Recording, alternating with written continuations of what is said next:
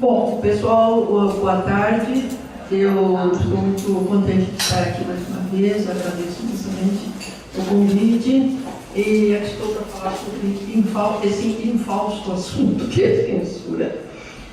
Recebi do grupo que nos fornece documentos e de comunicações a respeito do assunto censura, um bom volume de notas, um bom volume de indicações que, infelizmente, em sua maior parte, diz respeito à América Latina. Isso eu acho muito triste, mas é assim que acontece. Nós temos uma quantidade maior de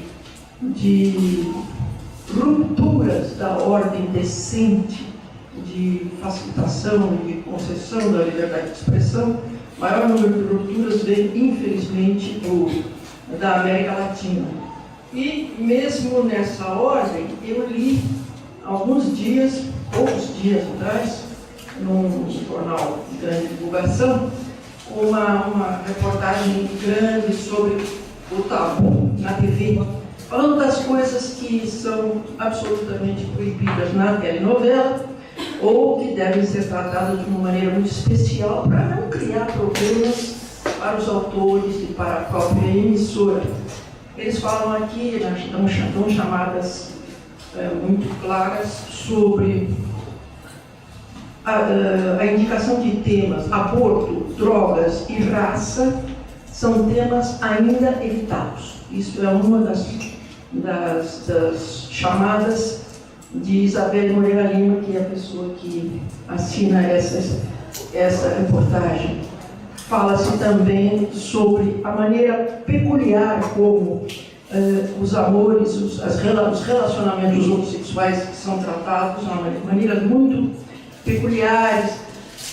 Também a gente tem que notar que a própria mídia se detém em assuntos ou em detalhes absolutamente secundários, e mais do que isso ainda, quando começa a falar sobre vai haver o beijo gay, haverá ou não o beijo gay, como se isso fosse realmente um problema, um momento tão excepcional e tão esdrúxulo que se devesse chamar tão repetidamente atenção sobre isso.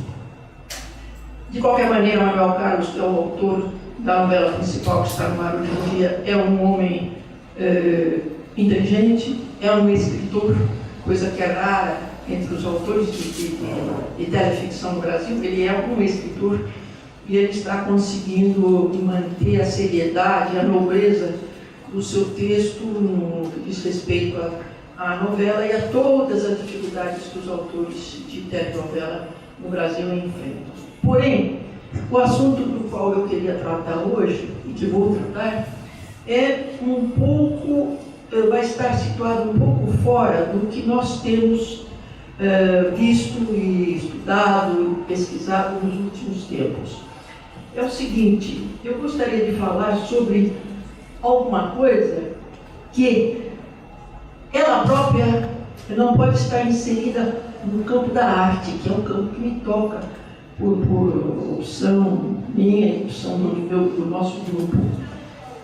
Não se pode falar, nesse caso do qual eu vou tratar, de obras de arte concretas, que se possam identificar. Porém, podemos e vamos falar da existência de um campo de cultura, ou de vários campos de cultura que estão sendo de tal maneira castigados, de tal maneira cerceados, e eu diria mais vilipendiados, que esses campos de cultura não estão podendo manifestar, criar aquilo que seriam as suas obras de arte e das quais nós só podemos imaginar a existência. Estou falando em duas coisas fundamentais e muito delicadas e muito importantes. Uma delas é a questão da África, a questão de Uganda, no qual, por uma lei positiva recente, ou seja, por uma lei explícita que tem fundamento nas pessoas que estão que detêm o poder naquele momento em Uganda, e que deve ser, portanto, obedecido de forma real, de forma positiva, como eu disse. É uma lei que está vigorando em Uganda, que é a lei que pune a expressão do homossexualismo como prisão perpétua.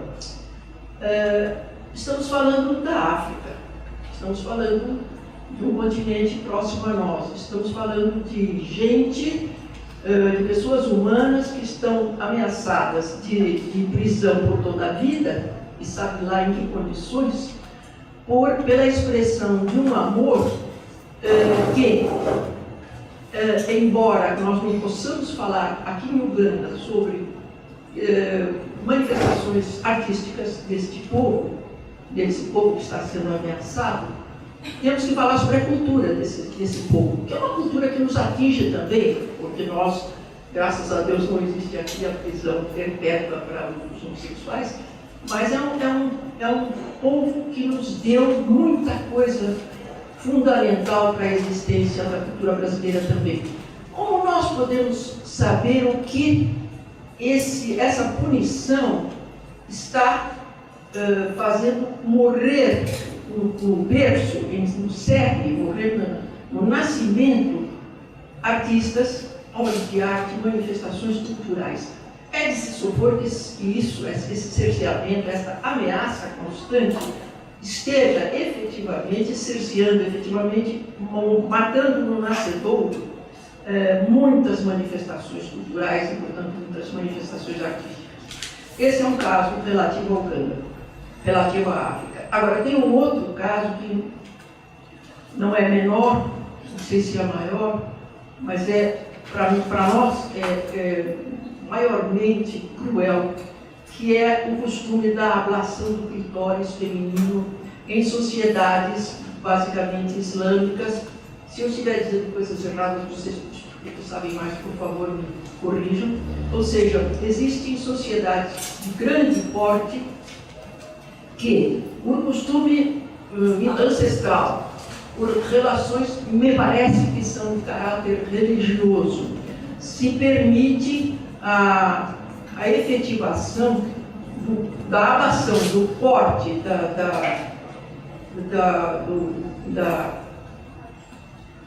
da decepação do clitóris feminino a partir de crianças, a partir de meninas, utilizando qualquer tipo de lâminas, utilizando qualquer tipo de arma, eu diria, sem nenhuma preocupação com higiene, sem nenhuma preocupação com segurança, sem nenhuma preocupação com a dor ou a ausência da dor.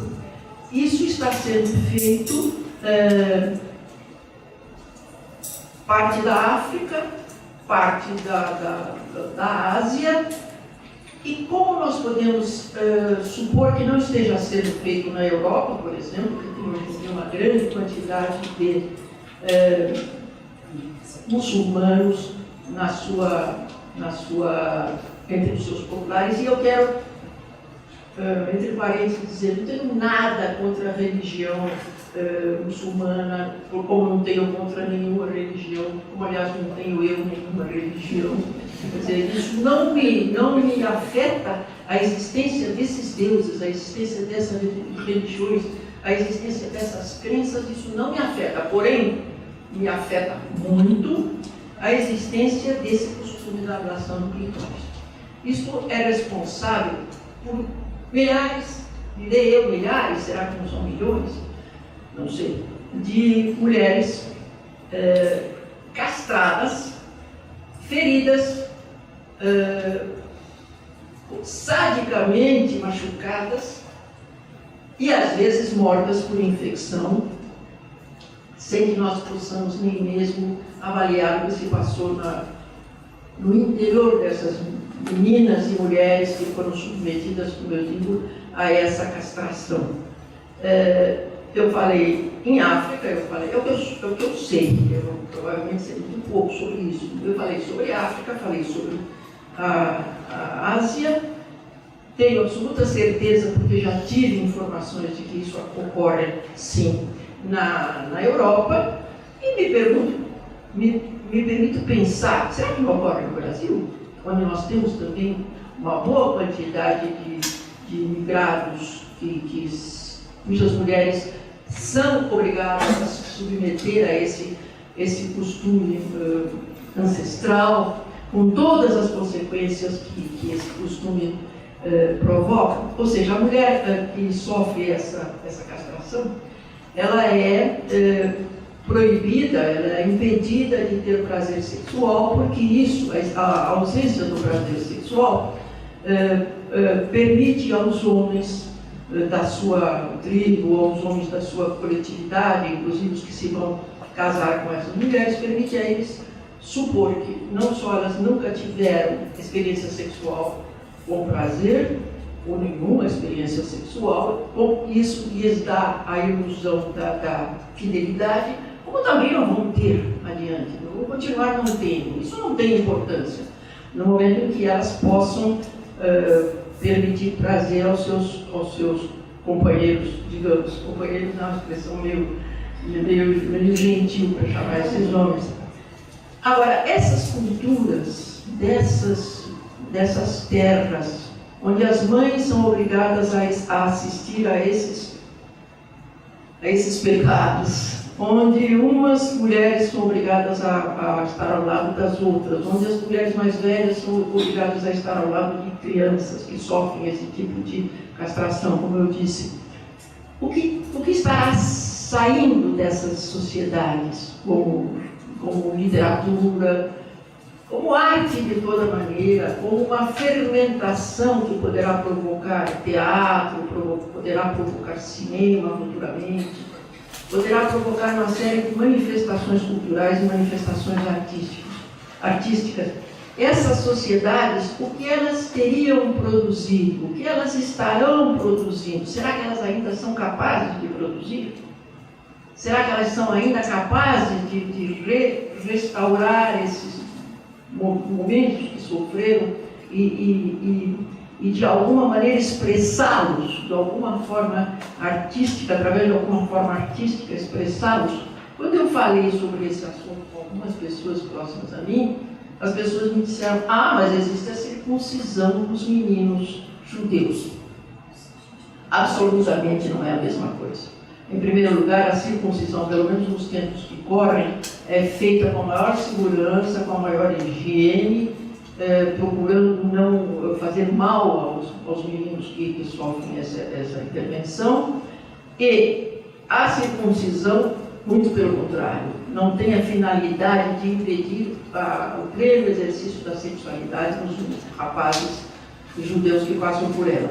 Então não me parece que tenha, se alguém podia pensar, mas a circuncisão também não. Me parece que não é um caso nem sequer semelhante.